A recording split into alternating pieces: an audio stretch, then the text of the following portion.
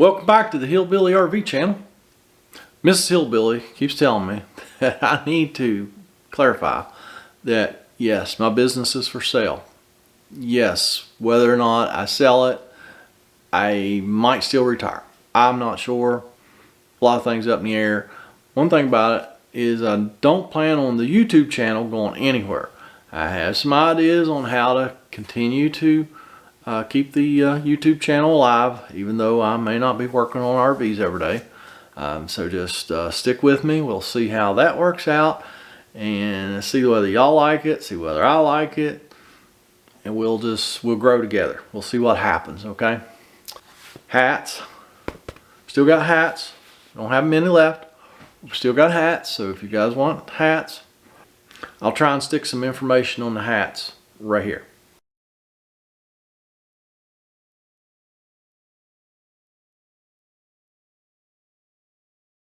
Alright, so what are we doing here tonight?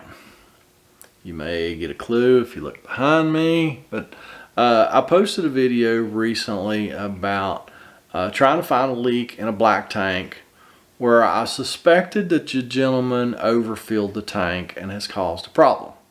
Okay, apparently there's a lot of misconceptions on how black tanks are built and how to properly use your black tank flush. Okay, so I want to try and clarify some of this here.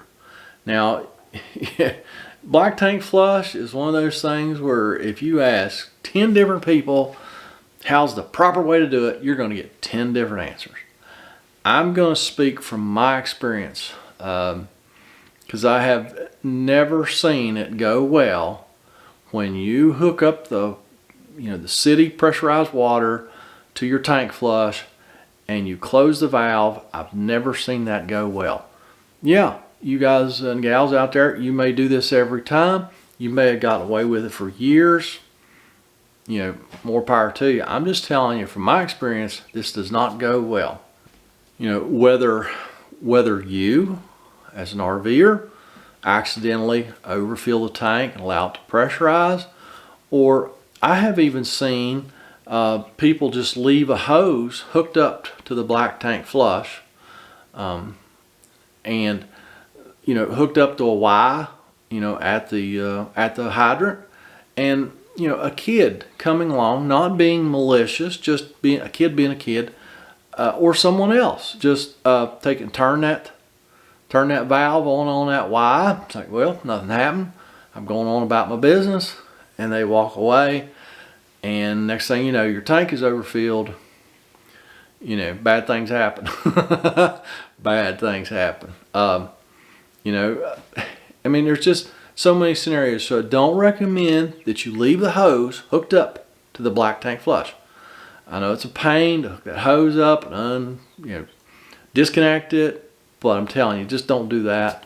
It causes problems. And even now this is a big one, and I've done this several times. Heck, I've done it just a month or so ago. Go to hook up the city water hose and accidentally hook into the tank flush. It's easy to do. It's the same fitting. The only difference is especially if you're not familiar with the RV, which usually when I go to work on somebody's RV, I am not familiar with the RV, and if I don't be careful, I will hook that hose up to the wrong place, and I will start putting water in that black tank. If it's already full, we got a problem. I've even done that. Don't ask me where or when, but I've done that. So I have, I made a mess once doing that.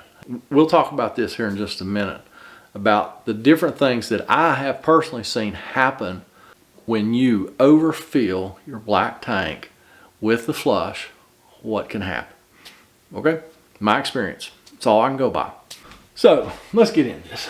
RV black tank flush. As you can tell, I'm a professional artist.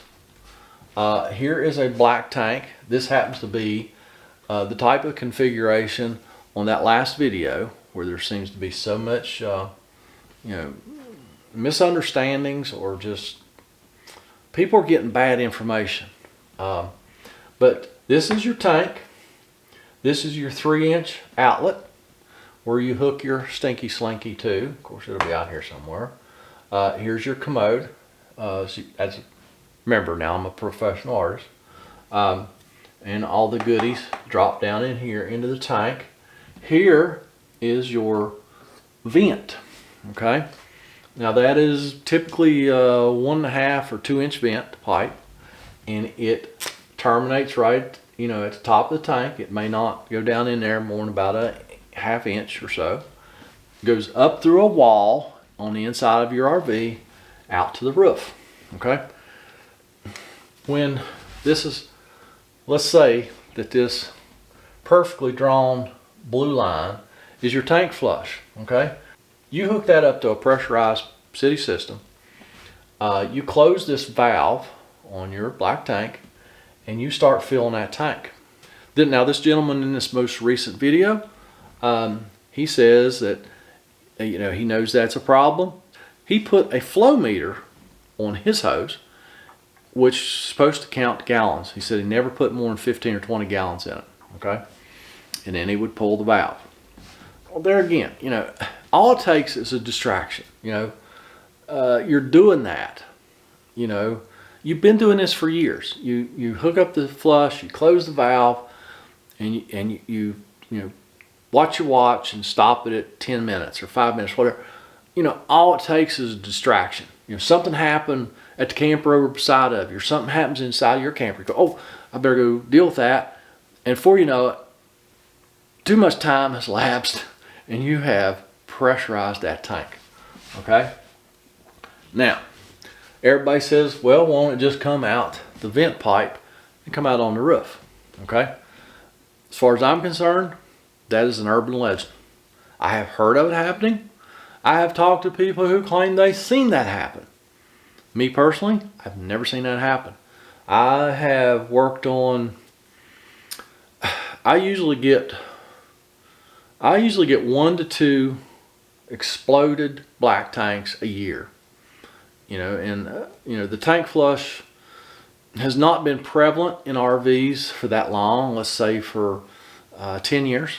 So I've seen 1 to 2 a year in like the last 10 years. Okay. Same scenario every time. You know, it's just bad when you over pressurize that tank. And like I say, I've never seen it come out the vent pipe. Like I say, never seen it.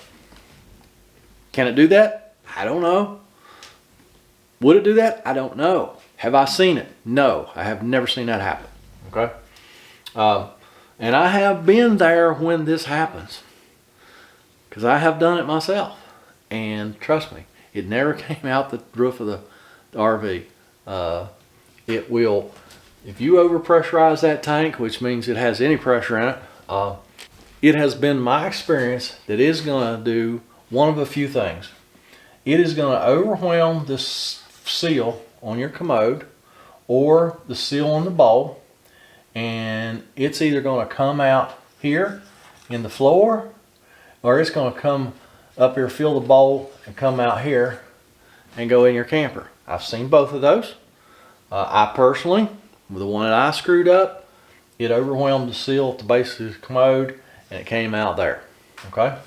And I have seen the aftermath only minutes after it just come past the seal and the ball seal in the commode, overfilled the commode and flooded the camper. That was one where the folks just left their hose hooked up, and somebody, they don't know who, come by, turned the valve on the Y, walked away, and flooded their camper. They come home and there was crap running out the doors of their camper. So, okay. So I've seen that happen. I have seen, especially this configuration of tank, because what these do, that is the way the tank is made if you're looking at it from the end, and it just sets on some rails in the camper between the camper frame, and that the tank is not physically attached to the camper. It only, these little lips go over this, over these braces that go across the frame rail. Now what I've seen these do, this particular tank, is I have seen this in the past. It'll swell this tank up till it looks like a circle on the end.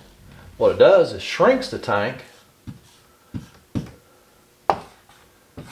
When it gets round, it gets more narrow, and it'll get so narrow that it'll fall out on the ground. I've seen them fall out plumb to the ground. I've seen them fall out, you know, in the belly, get stuck in the belly. You know, I've seen them go through the belly material, drag the, you know, tear the belly material out, fall plumb to the ground, break all the plumbing. It's a mess. You got crap everywhere. You got a mess. Okay, if you're in a campground, the campground's not going to be happy with you. Trust me, they are not going to be happy with you. Another pretty common tank build technique is actually they will blow mold this part of the tank and then just glue the top on. So you've got an 1.5 2 inch flange all the way around. It's actually just glued. I've seen it just split that seam, and usually it'll go plumb down the side of the tank. That's the ones I've seen the most. It'll just go right down split that seam from end to end of the tank. Okay, that same configuration tank, I've seen it just break the tank, like in here. It'll just split that tank, just split it wide open. And you know, all these things are not good, people. If you're one of these people that will actually add some water with the tank flush before you drain the tank the first time, you got crap everywhere. You know, it's in your belly, it's in your insulation, it's all over the ground, it's everywhere. Or it can be in your camper. So, how do we prevent this from happening? It's easy. There's a sticker right near your where your tank flush fitting is at on your camper, on your RV. This says, do not hook water up to this unless your 3-inch valve, wherever it is at, is open. Okay, just open the valve, open your drain valve, hook your tank flush up, and it will flush that tank very good. I have installed several of these tank flushes because when you explode a tank or destroy your black tank, when I replace the tank, I just go ahead and put a new flusher. You know, I put a new flush thingy in it just because it's easier to seal. So I've seen a lot of these things, and they're all about the same, the ones I've seen. All right, so here's your black tank. Here's the flush that's inside. Here's the water line coming to it. And this thing is typically about 3 or 4 inches long, 2, 3, 4 inches long. It has small holes in it, which create a pretty good jet. And it also rotates. So when you hook water up this, you know, it's spraying water out of these little holes at pretty high pressure. Because the holes are small, it's spinning, it's causing a turbo effect inside the tank, and it'll do a fantastic job. If you're maintaining your tank properly, you're not going to have any solids in there anyway.